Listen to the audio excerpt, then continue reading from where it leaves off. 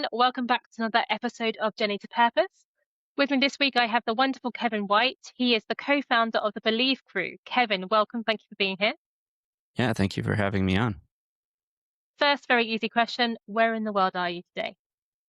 So today, as I've told you before, but I'll share with the audience, we have a nomadic family, so we travel mostly in North America. I mean, definitely in North America so far. Right now, we're located in Denver until the beginning of the summer. Amazing. Sounds like a very fun life, and we'll get into more of the nomadic lifestyle in a bit, I think. So first of all, tell me about yourself. Who is Kevin, and why did you start this Believe Crew? Yeah. Well, honestly, maybe a generous title to call me a co-founder, but I do think I earned those stripes later. But at the beginning, my wife was the visionary and the founder, and she's still the CEO for sure. She doesn't do near as many podcasts as me. She doesn't enjoy it as much as I do, but she's very good at. So let me back up a second and tell a little bit about her, and then I'll bring in my story. So my wife likes to work with successful business owners, usually that are doing something big. She prefers to work with people that are over 10 million in net worth, or the company is at that level. And so, but what she really noticed over time is there's so much stuff in the way for visionaries. And so and I'll define a visionary as an entrepreneur, the entrepreneurially minded person in the business that started it. And they tend to, I mean, everyone's different, but some visionaries tend to stay in that startup mode all the time for a long period of time, right? And that they don't necessarily, just like all of us, they have upper limit set points. And that might be that they do well in business, but not so great in their relationship. And that really is going to impact the business over time. And that was her story with her parents and working on behalf of her dad.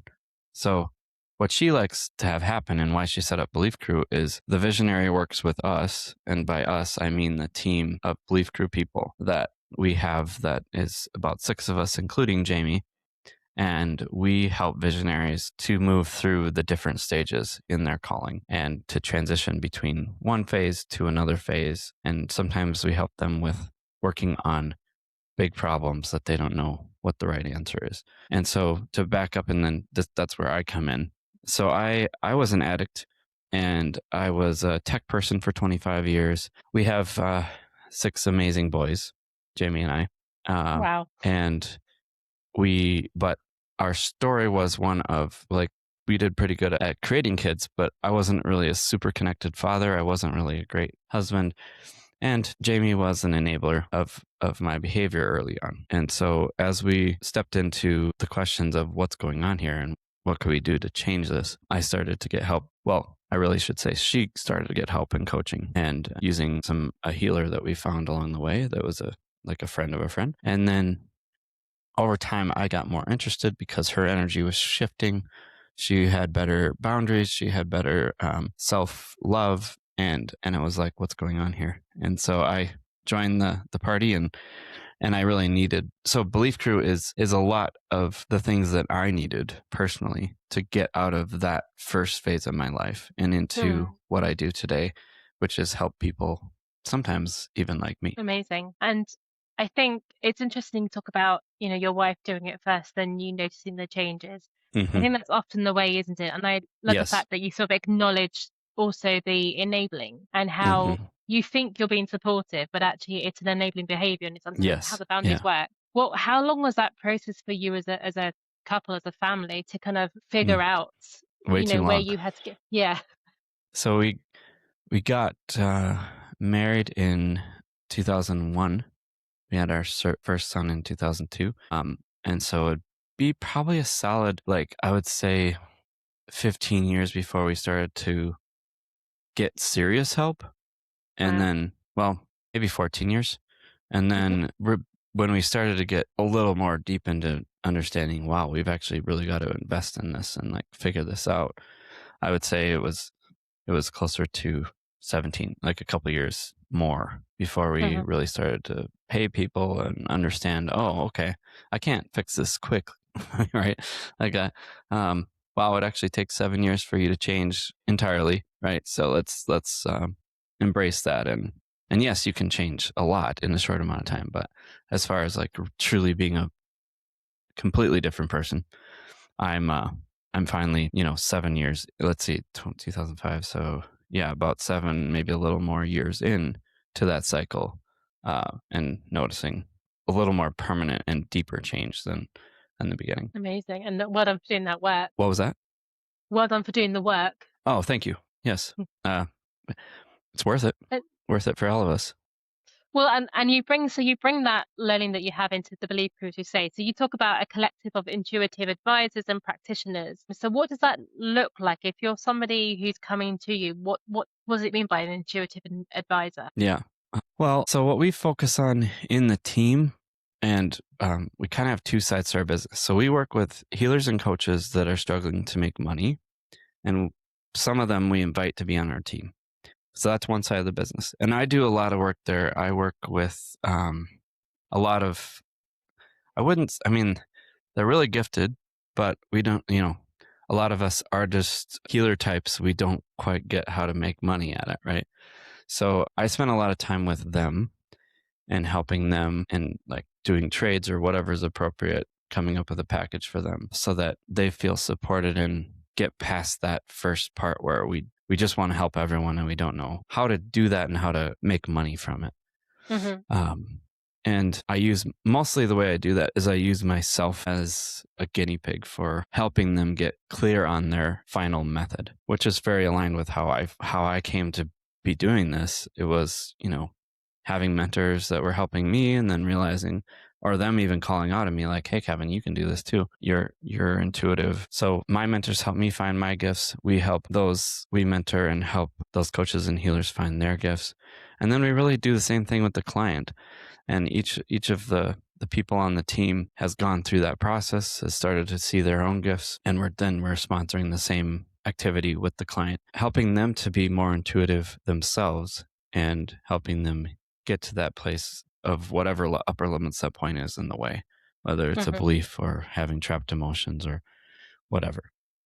So how does that look? I mean, a typical introductory client, we have 3 meetings of one-on-one. I'm going to use that term, one-on-one, with, you'll see why I'm using quotes, 3 meetings a month with the client. There's going to be, the first one is going to be with the coach or the person that's primarily the go-to person for that client. And then the other 2 are what we call soul care. So we put 2 people together, at least 2 people together in a session for the client. So we'll usually pair people with different gifts. Let's say a coach that's very visual and has the gift of discernment, which is a common gift in Belief Crew. And then we'll put that person with a healer that maybe is more feelings oriented or more emotive and all of that. And so then I don't know how to describe what happens. It's different for each combination, but I'll give you an example for Jamie and I, where this came from. My wife is also a healer, even though she loves to work on the business side. She's really good at especially visions and seeing things. And so we started to help other people, including other couples, where she would get a vision of what's going on and what's in their way of moving forward. And then I would like interpret it and feel what's behind that and help them release what's behind it. And so that was kind of the beginning of what we call soul care, which is literally just overwhelming people with 2 people who really care about them. And it can be it's usually life-changing the first few times for sure, because it's not normal that we have that privilege to have 2 people who are 100% there for you, us as individuals. And yeah, we've gotten tremendous feedback about that. Amazing. Can you clarify for me what you mean by the sort of the gift of discernment? What does it mean in this context? So when I'm talking about gifts, I think you can think about a lot of different gifts, and some of those, I guess I'm thinking about them as like a spiritual type gift that's native to you that you can exercise and become more aware of, but you really don't have any control over. So when I say that about someone that's got that gift of discernment, it's someone that can really tell the truth about things, and they wouldn't even have to try to do that. It's effortless. Right.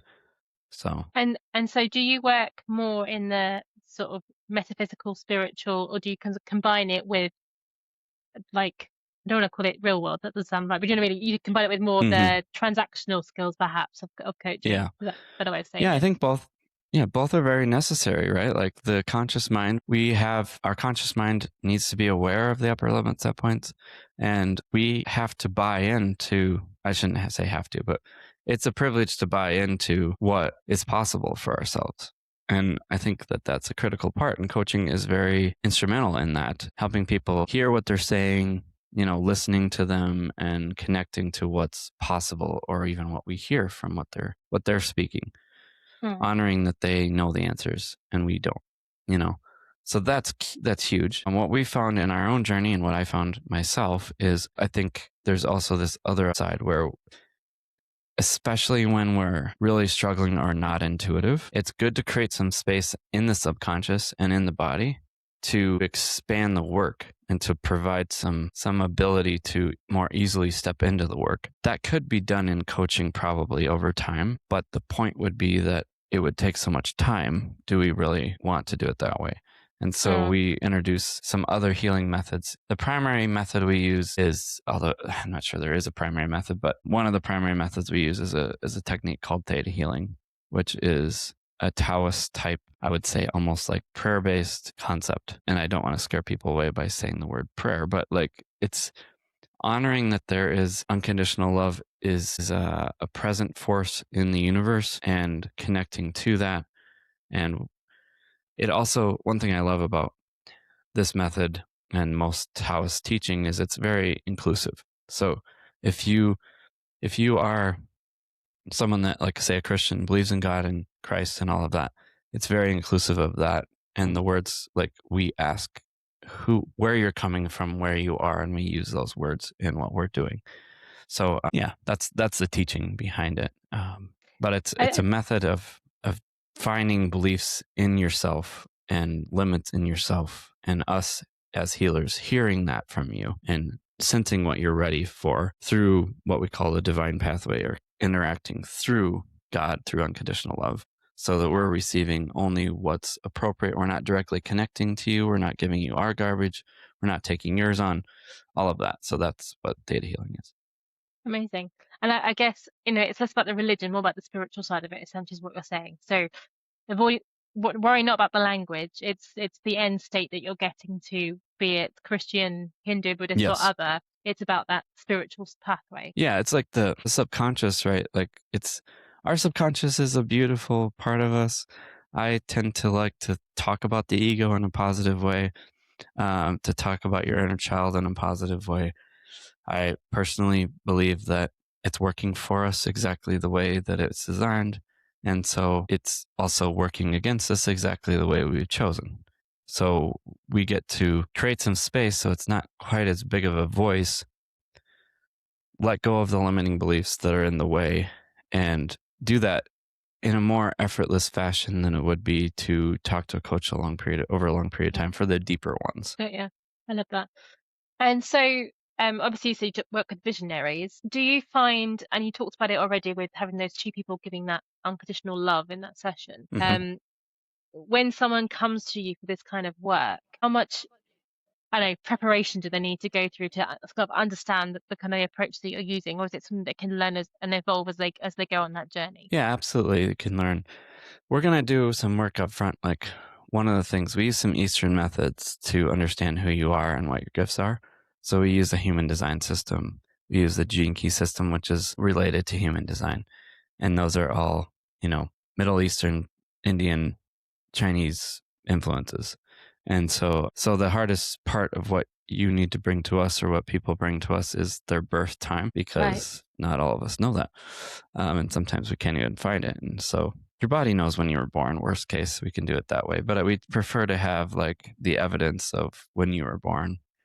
And from there, we can get a sense of what is the state of the universe when you came into it. That's connected to your calling, to your gifts, to kind of what you're here for, at least to a certain extent. So that helps us. Jamie and I have spent decades in personality certification and or training and using personality profiles. What's nice about these profiles is they're really about who you are, and not just who you think you are. and other personality profiles that ask us who we think we are, we see that those change over time because we think different things about ourselves. And so it's nice to start from a place of, this is who I am. And that's the beginning of our relationship, where we give you more insights into what that profile means for you.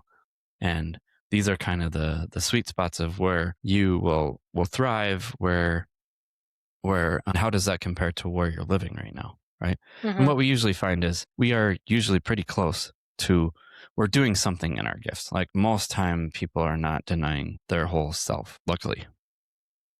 Amazing. And I love you bring up the personality test. So like I graduate in neuroscience and psychology, and I really hate personality tests, like 100% hate them. I think they are dangerous. And also I always I always come out as a hub, because I was, my natural state, or my former natural state was an introvert, but from being in the army, from being in work, I've learned to be more outgoing, so I can kind of do both. Yeah. And so of course in the test it comes out that I do both, which is true, but it's not the soul of the person, is it? It's just it's my learned behavior. Yes. So I think I'm a huge fan of not using the psychological personality test. I think it's great that you have an alternative to it. Yeah. It's kind of a travesty in especially American business, at least that's what I'm familiar with, that there's so much emphasis put on your personality profile connected to your position or your role in the business. The way I look, I like, for example, I've used DISC a lot, but the way that I look at it and the way I was taught by my mentor is it's a way to understand what our primary fears are. And it's a way to see what our leadership style is. And each of us has a leadership style, and we can lead from any standpoint, right? Like we can be the receptionist and be leading, like just taking all that garbage away about the I don't know, all the hierarchy-based thinking of our value. I love that. I agree with you. We don't use it so much in the UK, but I have done it at various points in my UK corporate career. It's not me to understand how to work with other people, but again, I think that's really misleading because it doesn't get to nuances. Anyway, I could go on about this all day. I'm not going to. I'm glad we agree on it. I'm with you. So what other the Eastern, I think what I'm finding interesting about I guess the modern world is our turn more towards Eastern methodologies, understandings, and I think that's right, because actually I do feel that in the Western world we're almost relearning what was already known in the Eastern world. Yeah. So did you stumble upon it yourself through your own personal journey from addiction and with your wife? Yeah. Yep. Is there anything that you is like a go-to comfort blanket in terms of if you're ever having a bad day, you go to the one resource or one ideology and it kind of just helps you get through? Boy. Well, for me, I'm a generator in human design. I don't know if no one knows what that means, but so generators, we are here to lift the energy of the room. It's about 70% of the world are generators. However, we have this side effect of that gift that we tend to store a lot of energy and take on energy from others that isn't healthy for us. And so for me, I've had a background where I don't necessarily do too well with daily stuff, but what I do is I create a suite of things that I love to support my body, and I pick one, right? Whether it's a walk or it's qigong or, whatever. There's a suite of things that I love to do. Sometimes it's simple meditation. And so, yes, but mostly what I found is that interacting with my body and supporting my body and like honoring the feelings that I have. The gold for me has been the heavy feelings, like the intense sadness, anger, etc. This last year, this has been my focus, and maybe even the last 2 years. And it's been amazing, the messages I get in the sadness and anger or whatever it is. And so, yeah, that's been all of those methods that help me connect to myself and understand what's really going on inside of me, which I tend to, especially in the past, have completely ignored. Are great for me. It sounds also, I mean, for anybody, I always think we say we have a mental health problem, and we do, but I think we have an emotional health problem first. Yes. Yeah. And then it's the bottling of these emotions that then cause the mental health problems. And if we could just all learn to listen to what we're telling ourselves through our emotions, we might not get to the stage that we get to. So it's fascinating, again, anything that can help us work through that. Yeah. And obviously you've been on quite a journey. If you look back at where you've come from to where you are now, do you, taking out the addiction part, but do you see significant changes, and do you sort of look back and go, why was I that way? Or do you just look back and go, do you know what, that is what it is, and let's keep moving forward? Yeah. Well, because we've this is the interesting part of working in mental health and working on behalf of people, is we're continuing to choose to do the work. There's been a lot of fruits that are amazing. I'm definitely a lot closer to my wife. I still am working on being more connected with my kids. I think that part of that has been like living in Mexico. It was challenging because they didn't actually that's why we're back in the States. They didn't actually like being there, which was sad, and it was hard because it kind of went from where they were doing things with us, and then suddenly they started to be like, oh no, I don't want to do any of that. And that was significantly hard because we were like, well, we love living here, but we'd love for you guys to be a part of it, right? But other than that, I think like there's been a lot of ways that I see how I can show up for them and the way that I show up. Like for us, one big thing was doing family meetings, and instead of having this masculine role of I make all the decisions and blah, blah, blah, we started to actually use a book from the UK, the book Summerhill. We applied the concepts of this school. I believe the name of the school was Summerhill, but I don't remember. Anyway, the name of the book is Summerhill, from the UK in the 50s, of how they raised kids that were, well, not raised, taught kids they mostly got kids that were, had some challenge, right? Like usually they didn't fit into normal school. And so, it's a beautiful book. Highly recommend it. It's not easy to find nowadays. But yeah, so we would do more family meetings where they have a vote as much as we do. And it was like such a relief to me. I don't have to take on that responsibility. It was never really meant for me anyway. And also helped shift to where they're included and I can ask them things. And, like right now I'm talking to my son about where he wants to hike in Colorado, where we're at now. And so he's done some research about the area, and he knows now that he wants to hike a mountain. So he's expanding into, and I'm giving him resources of how to find that on the maps and to plan our trip and different things like that. And that's just like the way I would have done that before is I would have came up with a plan and said, hey, Jamin, do you want to join me on this? Right. And instead now I look to him and I see his leadership and how he wants to be involved, how he wants to lead. And I've got my own thing that I get to research, and he's got his, right? So, and we can join up sometimes. I think, I always joke that my parents completely conned me growing up. So I'm the youngest of three.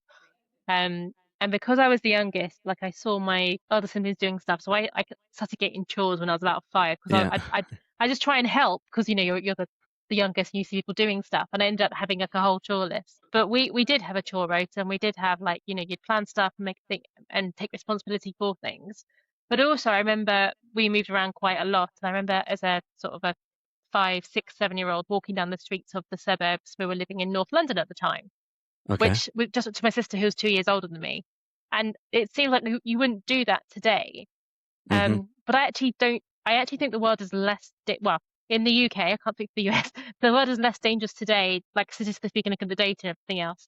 Yet we are more afraid, and so we do kind of protect our children more. We don't give them that freedom. So I do strongly agree with the idea of empowering the children to make these decisions, to take on that leadership role, to empower them. Because one day you won't be around, unfortunately, but also one day they have to stand on their own 2 feet anyway. But it feels like societally we've just shifted away from doing that, just in case something goes wrong. Yeah. I know. I feel like we've given in to so many of our fears, and it's really dangerous to give in to our fears, because our fears give exactly what we're afraid of, right? Yeah. So I'm reading this book again. It's been a while, but I've gotten a lot more out of it than I did the first time I must have glanced at it. The Big Leap by Guy Hendricks. And he talks about that our fear. I love the way he puts it. He quotes a different doctor, Dr. Biles, I think, or something.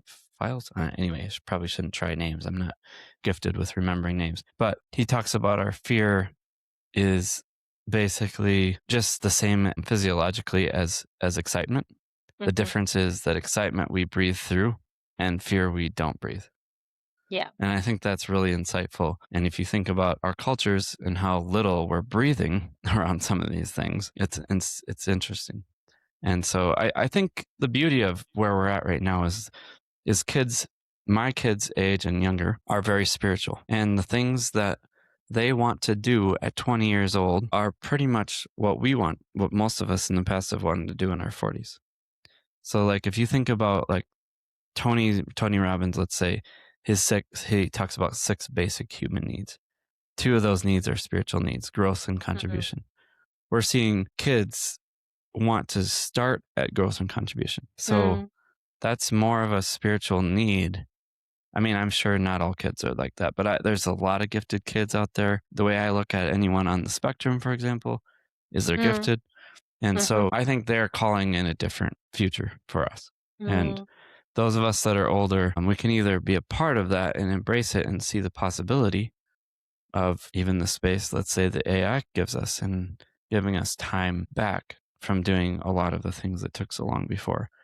Or we can be miserable, because if we don't understand what's going on, I think we won't be as invested and see the beauty of it as easily. So. Yeah. I think you're right. I mean, we're seeing across the world Gen Z, you'd call it, led revolutions, peaceful revolutions in the Philippines, in Bulgaria, I think recently. There was another country recently, a few weeks ago. Mexico, yeah. And when I was in my late teen, my dad was a vicar. We did a lot of volunteering. I was very academic and athletic, so I was encouraged to do all the things, but I don't think I was as politically engaged as the current generation is. Yeah. And I did a lot of charity work, but I wouldn't have gone on the streets and gone, I demand regime change. And I think it's amazing that they are. Yeah. And it's probably what we need, well, in my opinion. And so it's like, say, how do you empower that?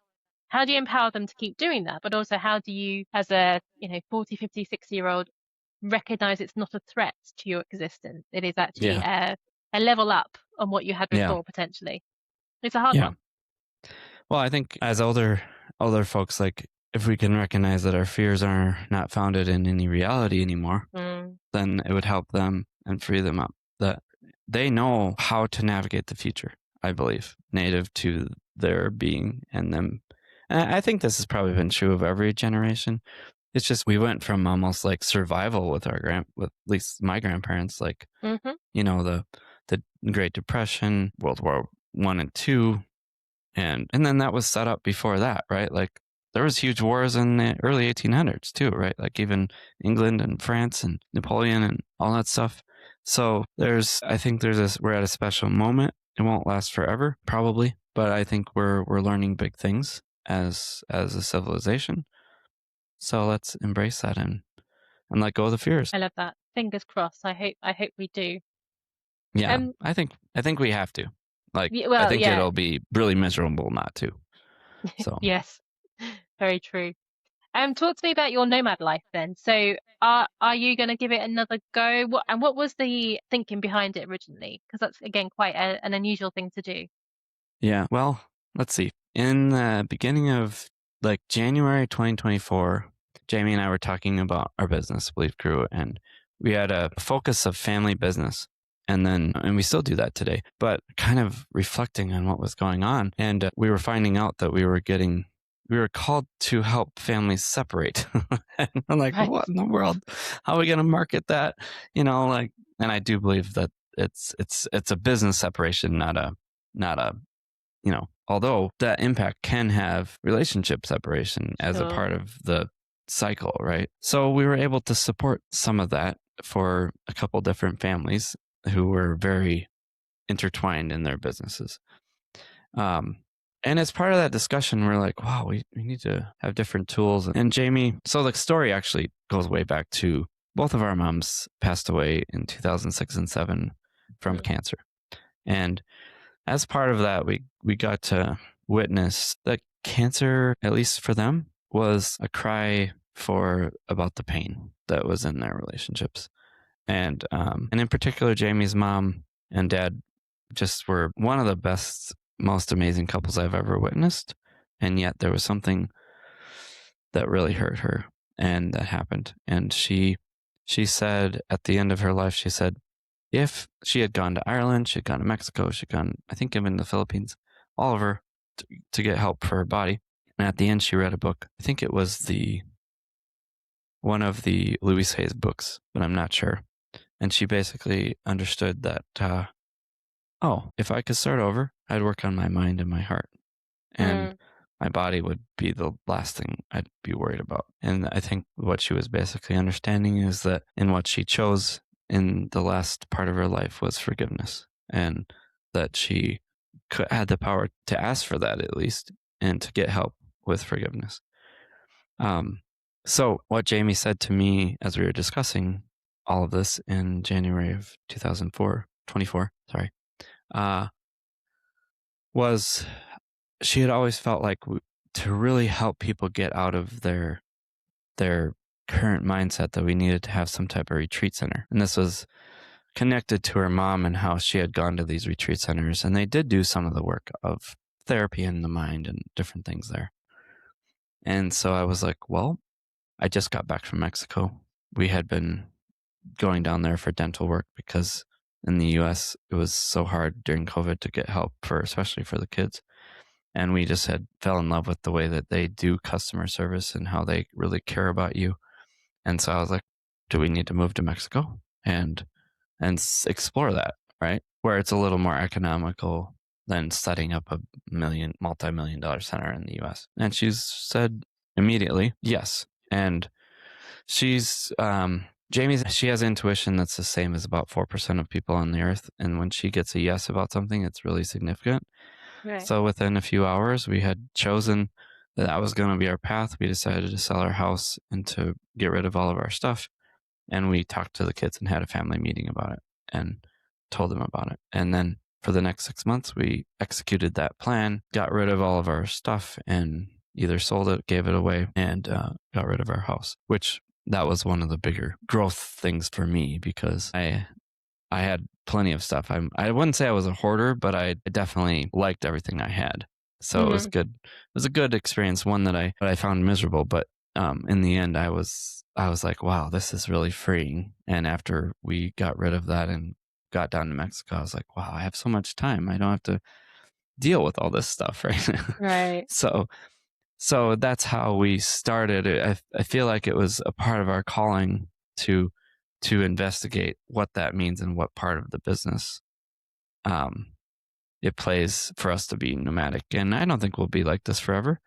But for now, it feels like it's been very helpful to both Jamie and I in our relationship, and supportive of the business and even the kids. Even though Mexico was hard, I think that we've got some, for them in particular, they wouldn't tell you that. They're very resilient. But I just think we have an opportunity now to step into more of what it would look like to accommodate their needs and travel. And we're going to learn from that. Amazing. And I do think, so my husband and I are constantly trying to declutter and downsize, because when we got married, we basically had like 2-bedroom houses that came into one, and we had some of everything, the normal things. So we've done a lot of work to downsize that. We like to go away with the dog. We always get like little cottages, and we all sit there going, it's so easy not having all the stuff, even after decluttering, and how much more stuff can we get rid of? And we've also sort of toyed with that idea of, do we just get rid of it all? I think, and when you talk about fear, I think for me, growing up, we never had a home that was our own. So I like having a house because I feel like it gives me that safety net. But I'm also still torn with that. But is it still too much? Like, is there a version of this? And so I think the bravery, the courage to explore going back to nothing, I think is probably something we all could learn from. But just not all of us are brave enough yet to do that. It's been amazing for me. I had no idea how much time I spend taking care of my house, even just thinking about it. Part of it was I had everything I ever wanted, and it was kind of like, it was this house we fell in love with. It was big enough for the kids, gave them plenty of space, and it was in a beautiful pine woods, which later I found out was right south of it was actually part of like an Indian celebration ground, and right north of it was and is a burial ground. So just the energy of the land and the trees and everything was absolutely amazing. So that'll always have a great place in our hearts. I think we all love the space, but it was a big house, and it took a lot of thinking and effort and continual maintenance. And even just the little, like when you have a home, you want to bring new things in. Yeah. That takes a lot of time and effort. And even now we still use Amazon and stuff, but we at least have this thought of like, okay, can I fit this in my suitcase when I'm leaving? So they're amazing. Something for everyone to learn from. Yeah, I mean, I would not do it unless you feel called to do it, but I highly recommend it when you're called, because it's been beautiful. Amazing. Thank you. Kevin, it's been really interesting talking to you. How can people find you if they want to work with you, learn more about what you do? Sure. So we'd love to have you visit our website. It's probably the easiest way to get a hold of us, believecrew.com. You can see Jamie and I on that website. And then we're also on LinkedIn with Believe Crew, Kevin White, Jamie White. She posts a lot more than I do. Her name is Jaime, so spelled like the French name. To love, I think it means in French or something like that, with an accent. Yeah. So and then we're also on Facebook. So those, I think Instagram too. But like we're most active on our website and with LinkedIn, I would say. Perfect. For the business. Cool. I'll put that all in the show notes. Thank you ever so much for your time. Good luck with the business, but also with the travels and the kids. And thank you for sharing your story here. Yeah, thank you very much. It's been a pleasure.